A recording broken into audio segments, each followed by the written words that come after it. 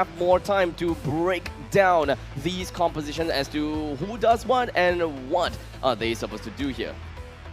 With that said, ladies and gentlemen, I think both of these two teams are after what they needed. Something that I would have to say about the side of SLATE is they're giving too many big ultimates on the side of Valentina, making her very flexible. But ladies and gentlemen, on to game number 2 we go. It is SLATE in the blue and RSG in the red. Right off the bat, the junglers, they are in their own average rotation, nothing too flashy and of course not too far. But one thing you gotta take a look at is the fact that Julian clears jungles really slowly. But for some reason here, Julian is actually moving faster than our guy.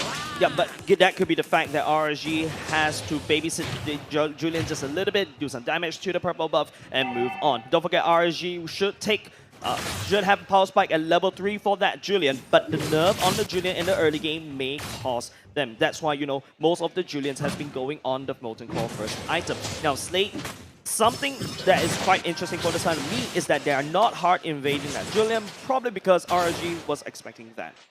So no matter what they do from inside of RSG, they would have eyes on the enemies. The main thing, and of course the difficult thing about playing a Julian into the jungle is that you should be expecting the opponent to come in and raid you, invade you, because anything that's below level 3, you can't do anything as a Julian. You can throw a single science and you're just gonna have to wait for the next, 10 seconds before you'll be able to do something. So it is definitely tough. But in this case, RSG's brave. He did manage to put his Julian at level 4 at this point in time with no problems whatsoever, and hoping to see them being able to turn things around pretty nicely.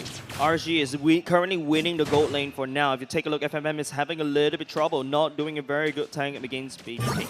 That's because of the emblems, right? We should be able to pull out the emblems very soon to provide you with a breakdown. But I just want to highlight that Baby Cakes is going on with that sustainability kind of emblem. But the turtle has spawned both the two teams. Looking at it, Gear does have the ultimate ready, so is Gray as well. We'll be able to use the enhanced chain to kind of go all the way in. Speaking of it, it's already being used. Immediately, of course, Adamir and Farsa, they have decided to switch themselves lane. Hold on a second, looking at Farsa. Farsa going all the way in, but Diablo's all the way in the back line. Turtle has been stolen by Bray instead, and now it's Pandemonium for the side of SLATE. RSG, first blood has been drawn. Not just the first blood that they have managed to get. It is going to be the turtle that they have managed to credit for themselves. A little bit of turtle soup, may I say. In the meantime, it is going to be a slight little bit of action coming in right on top of 505. It did get hooked by the Offended, but it's not quite enough for SLATE to bring him down. RSG usually very hyper-aggressive in the early game. Just now, before we go into game number 1, we're already bringing out in the stats, right? RSG usually secure the first neutral objective. SLATE was the one that took a little bit of a while. But take us through the emblems, Abstract. Well, we are looking at both of the junglers going in for Demon Hunter. So both of these players, or rather both of these roles, they are able to contest with one another for all of the objectives in this game, unless level is going to be the differentiating factor. When it comes down to the EXP lanes, yes, it is definitely going to be a wet noodle fight. Both of them running onto the Avarices, and not to forget even more of the regeneration as well as speed boost, which both of these players are very much looking out for. While all across the map, we are looking at the gold laners, for example, Avarice as per normal that we see from the side of Claude, and Electro Flash from Baby Cake. Oh, JPL gets stunned all the way up, trying to peel a little bit, but JPL, he hooks a little bit, but no one to follow up for the side of SLATE. So rest assured, RSG is safe for now, but they're looking for a re-engage. Gear is in the area for now. Farsa hiding in the brush, waiting to pounce. The Feather Airstrike is not available just yet. You can see that RSGSG is pretty much on the tail of SLATE,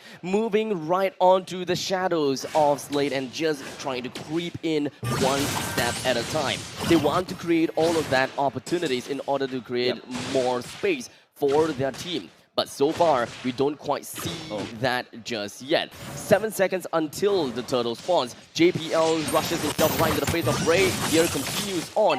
But unfortunately, that is going to be a very simple enhanced sword in order for Bray to get out of the way. Yep, turtle has started already. Bray will be the one. But Lozy, he's already in the back line. Gears get kicked on the way out. Our Feather Airstrike will be in the respawn. Lozy tried to kick Sela instead. And Sela gets taken off on the turtle. The Feather Airstrike at the same time. But Lozy, he turns in the ring. will not be able to turn it around. FMM all the way in the back line would not be able to survive anymore. RSG takes the turtle for as well. But the members of SLATE, they're focusing on the back line, trying to make sure that FMM will be avenged. Quite a bit of death all across the board, you're gonna have to say, as we are starting to see some of these players getting a little bit too greedy, or rather getting too comfortable in the wrong places. But no matter, as most of these turrets are still up and running, they are still completely untouched just yet. All of these turrets, understandably, is going to make it or break it the game, because they got their standard, and of course, their presence itself is going to mark a big presence against the enemies. You wouldn't want to open up the middle lane turret. If that's so,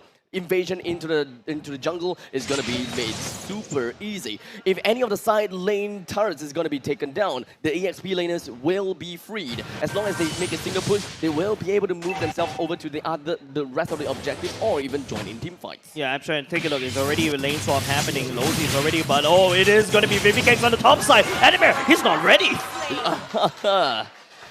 A quick little buzz down, 3-man head on to that Uranus. Especially when he is very tanky, and of course he does have quite a bit of sustainability. As long as you bring him down, and of course once you have more numbers advantage on top of him, he's gonna go down pretty darn easily. Sela with a preemptive strike coming in for the feathered airstrike, ought to bring down the creeps pretty darn fast, but not the ballista. Definitely something that he would want to focus on, but he missed that out. As such, RSG takes 1 point in turret. And not only just that, they're leading in the gold lead for now, taking 2 turtles and 1 turret. Even though the SLATE has to forfeit the top side abstract, this is going to be a little bit dire for the side of SLATE. RSG this time around looking on form. Still tough for both teams. Nothing is set in stone just yet. They still understand that the skills will be tilted anytime. The damage coming in from Bray as well as Baby Cakes are just through the roof. Bringing down the turtle, and of course getting themselves turtle soup is nothing but an easy pleasure for them. Yeah, and not only just that, RSG, they're really ahead in this goal, but Lozy, oh no, he got stuck instead. No problem. 5 will respond in. Shunpo get on away. I believe that's also Flicker being used so that he could get on away too. Right. Beyblades after Beyblades, you wouldn't want to see that, but 5-on-5 goes straight onto the defensive, ensuring that Lozy stays alive still. They need every single one of these players to be up, to be on their best form. Understandably, when it comes down to opening up the maps, 85 seconds until the Lord spawns. And Team SLATE, as much as possible, they would want to play into a team fight. And that is what RSG wouldn't want to do, as you can pretty much tell. Esmeralda is constantly going to be on the other side of the map. And once more information such as numbers disadvantage coming up, RSG will take a fight. Yeah, it's SLATE right now trying to buy some time. RSG is not going to give them time as well. They're focusing on the bottom lane instead. Brady is already on top of the turtle. It's going to be a knockup on 2. 2-man. SLATE, but Lozy, make sure the members of SLATE will not be able to tactically retreat. But Sela is here for the feather airstrike to cover their retreat. And a double insurance when it comes down to the feather airstrike. Oh wait, hold on a second, not over! Oh no, Adamir, he's actually popped the consecration, but Sela, wonderful cover in terms of the retreat. It's like Normandy. Top lane is pushed, bottom lane is pushed. RSG have got a great advantage when it comes down to the lane domination. Of course, wave managements are looking pretty darn good. Oh my God, Diablo could even put himself on top of Adamir, which he will successfully be able to do so. RSG has finally got their mojo, and they're making sure that SLATE has their arm's length in terms of their gold lead. RSG right here in the driver's seat once again. JPL will get knocked up gear. Knock up Lozy in the air for now, but SLATE running around trying to pick up the scraps. They don't have enough gold to sustain. 2 turrets taken down in the top side. They have free reign and free real estate all across the vertical side, or rather the north and the western region of the Sanctum Island. With that said, the Lord is understandably going to be a little bit more difficult for SLATE to contest now, only if they do have visions of the map. In order for them to have that vision, Adamir would need to push himself a little bit further in and open up the brushes. But SLATE, instead of trying to contest for the sword, they've decided to push down the bottom lane instead. Yeah, that's just pure damage control. But ladies and gentlemen, you're already 9 minutes in. SLATE has only secured 1 turret. The Lord from the side of RSG has been secure. Rest assured, and not a lot of pushing power going on the way top. But Abstract going to the late game, what can SLATE or RSG do? Well, when it comes down to the late game, SLATE gonna have to play total composition. They do have a good high ground. They have very good defensive capabilities as well. Sela can burst down creep waves extremely fast. As such, losing the Lord over to RSG, especially the early Lord, is going to be no issues at all. The fact that Airstrike ought to bring down all of these creep waves as well as the Lord pretty darn fast. And of course, having Uranus onto the opposite side of the lane from where the Lord is, no problem. SLATE gave the Lord away on purpose in order for them to get a longer insurance into the later stages of the game via bringing down the first tier turret at the bottom. But of course, you know, Abstract RSG has been starting to take away those free real estates that you mentioned. SLATE right now, focusing on the mid, they're forgoing the side lanes for now. This mid lane needs to stand online, but Bray, oh no, he got dragged. But final fight, he comes in from the back. FMM will need to get pushed right into the stabbing shots of RSG. Oh my goodness, he takes out Animate as well. Gear will respond with the heavy dust spin at the same time. But Losi, he gets down a little bit low. But oh no, comes Diablo. FMM. He's chasing after FMM as Diablo swings around. The chip, there he kills over to the side of RSG. Well, all of the fight happened. The Lord has my effectively goodness. made his way and made his mark in the northern side, bring down the inhibitor turret at the top side. Diablo moves his way down to the southern to pair himself up with the ballista, managing to bring out the explosion in order for the next push to be a more effective one. Out of all of that fight, SLATE still managed to keep their first tier turret in the middle lane healthy, but at this point in time, they can't really do much here.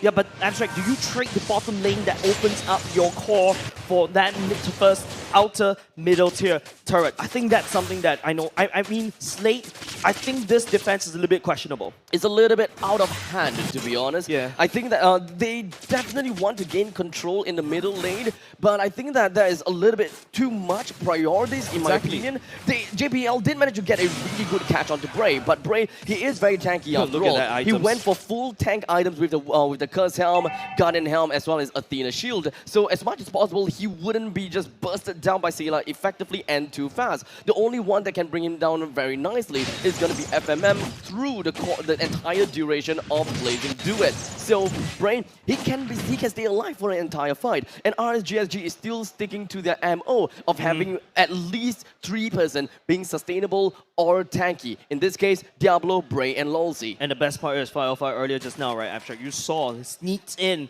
using the heavy spin that he stole from Gear to push SLATE into a fight they are not ready at all. And now RSG gearing up for this Lord for now.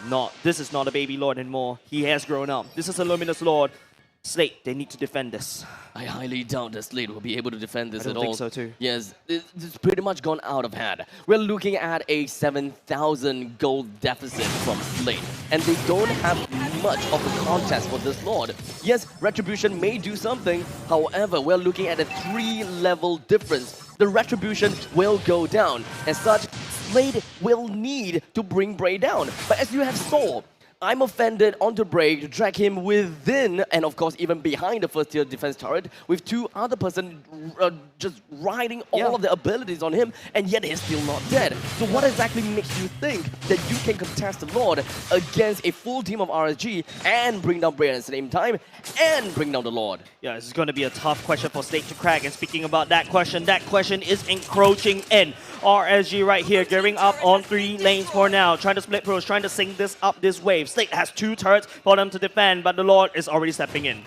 The middle lane will eventually move its way in. The Feather Airstrike used preemptively from Sela, so it would not be used to snipe out the back lines. But in the meantime, JPL, the hook, but the turret in the middle is already gone. The knockup coming out from RSG, a little bit too hard to handle. SLATE, they're ready, push all the way in. RSG stampeding all across SLATE's roster. 2-3 men left for the side of SLATE, but that defense is not enough. RSG takes game number 2.